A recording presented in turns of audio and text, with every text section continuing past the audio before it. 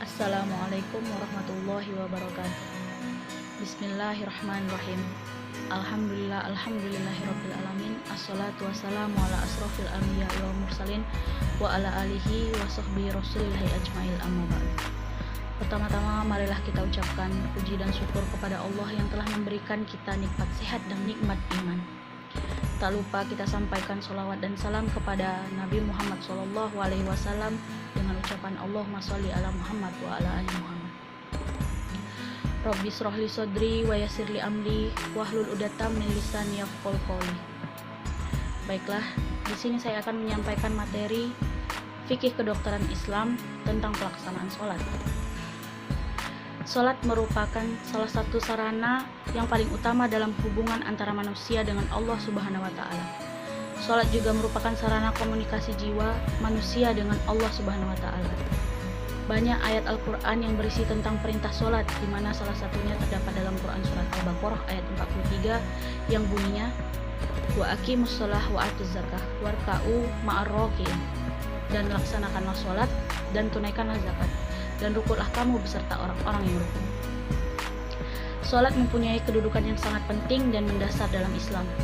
Di antara pentingnya kedudukan sholat dalam kehidupan adalah yang pertama sebagai tolak ukur amal, seperti yang disebutkan dalam hadis Rasulullah yang diriwayatkan oleh Abu Daud dan Tirmizi, yang artinya hal pertama yang akan dihisab kelak di hari pembalasan adalah sholat.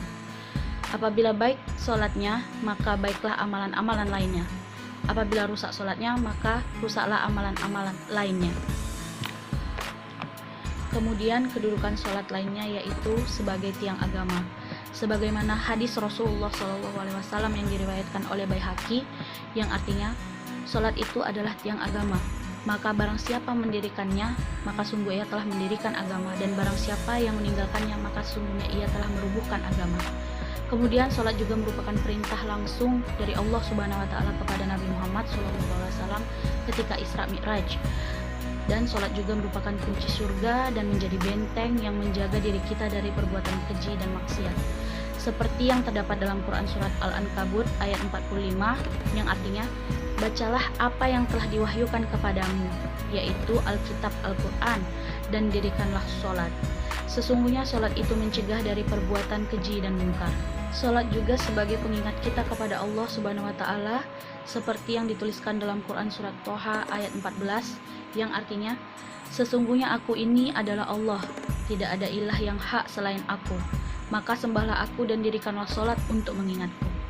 Dari kedudukan-kedudukan penting sholat tadi, sudah seharusnya kita sebagai seorang muslim menaruh perhatian yang sangat besar dalam menjalankan sholat dengan sebaik-baiknya, penuh tanggung jawab dan bukan sekedar rutinitas atau penggugur kewajiban semata. Dalam kitab Bulughul Maryam karya Ibnu Hajar Al-Asqalani dijelaskan, Rasulullah SAW pernah menganjurkan umatnya untuk sholat di awal waktu. Hal itu sebagaimana yang bersumber dari hadis yang diriwayatkan oleh Imam Tirmizi, yang artinya, dari Ibnu Mas'ud dia berkata, Rasulullah SAW bersabda, amalan yang paling afdol adalah mendirikan sholat 5 waktu di awal waktu. Namun pertanyaannya di sini, bagaimana jika kita sebagai tenaga medis yang sedang bertugas di IGD atau sedang melakukan tindakan berada dalam waktu sholat? Apakah kita memilih untuk melaksanakan sholat di awal waktu atau melayani pasien? Ketahuilah bahwa Islam menjunjung tinggi 5 hal penting, yaitu tujuan Allah untuk menetapkan syariat hukum Islam. Yang pertama ada hifzuddin, yaitu memelihara agama. Salah satu contohnya adalah dengan melaksanakan sholat. Kemudian yang kedua ada hifzun nafas, yaitu memelihara nyawa atau jiwa. Kemudian yang ketiga ada hifzun akal, yaitu memelihara akal. Inilah sebabnya diharamkan khamar dan narkoba karena dapat menghilangkan akal. Kemudian yang keempat adalah hifzun an-nasl, memelihara keturunan, dan yang kelima adalah hifzul mal, memelihara harta. Nah, bagaimana jika di antara kelima hal penting tadi terjadi benturan? Contohnya adalah dalam kasus yang kita sebutkan tadi, yaitu memelihara sholat dan memelihara jiwa atau nyawa. Maka mana yang harus kita pilih terlebih dahulu? Maka dalam kaidah fikih, ulama mengatakan idza ta'aradu dararaini akhafihim ila dararat. Ketika ada dua kemudaratan yang berbenturan, maka yang kita ambil adalah yang paling kecil mudaratnya. Nah, dalam kasus tadi yang paling kecil mudaratnya adalah sholat. Jadi yang kita laksanakan adalah menyelamatkan nyawa terlebih dahulu, karena jika kita paksakan untuk melaksanakan sholat di awal waktu, maka kita akan membahayakan nyawa. Kepentingan memelihara nyawa ini juga dapat kita lihat dalam Quran Surat Al-Ma'idah ayat 32, yang artinya, barang siapa memelihara kehidupan seorang manusia, maka seakan-akan telah memelihara kehidupan semua manusia. Sepenting itulah kita memelihara nyawa, sehingga sholatnya tadi boleh kita laksanakan di akhir waktu. Dan jika ternyata tindakan medis yang kita lakukan memerlukan waktu yang lama sehingga waktu sholat habis, atau pasien yang datang ke IGD itu banyak sehingga memerlukan waktu yang lama dan terlewatlah waktu sholatnya, maka sholat tadi bisa kita lakukan di waktu sholat berikutnya. Karena dalam ilmu fikih ada yang dinamakan rukhsah, di mana rukhsah ini dibagi dari sisi bentuk-bentuk keringanannya menjadi beberapa bentuk.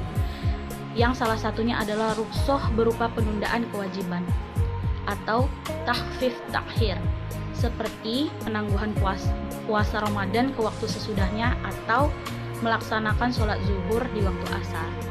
Nah, kemudian selain itu kita perlu juga tahu ada dua prinsip Islam yang sangat penting, yaitu yang pertama, Islam adalah agama yang mudah.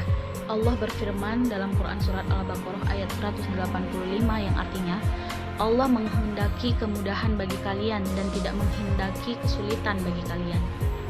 Kemudian yang kedua, terdapat dalam firman Allah Quran Surat At-Taghabun ayat 16 yang artinya, maka bertakwalah kamu kepada Allah menurut kadar kesanggupanmu dan dengarlah serta taatlah. Dalam surat lain Allah berfirman dalam Quran Surat Al-Baqarah ayat 286 yang bunyinya, la yukallifullahu nafsan illa wus'aha, yang artinya Allah tidak membebani seseorang melainkan sesuai dengan kemampuan atau kesanggupannya. Nah, dari kedua prinsip tadi sudah jelas dan dapat disimpulkan bahwa Allah Subhanahu wa taala menciptakan atau menetapkan sesuatu bukan untuk menyulitkan hambanya, dan Allah tidak akan membebani hambanya kecuali sesuai dengan kesanggupannya. Wallahu a'lam bishawab. Sekian materi yang dapat saya sampaikan, semoga dapat bermanfaat bagi kita. Kesalahan datangnya dari saya mohon ampun kepada Allah, astagfirullahalazim, dan kebenaran datangnya dari Allah. Kurang dan lebih saya mohon maaf. Billahi taufik wal hidayah. Wassalamualaikum warahmatullahi wabarakatuh.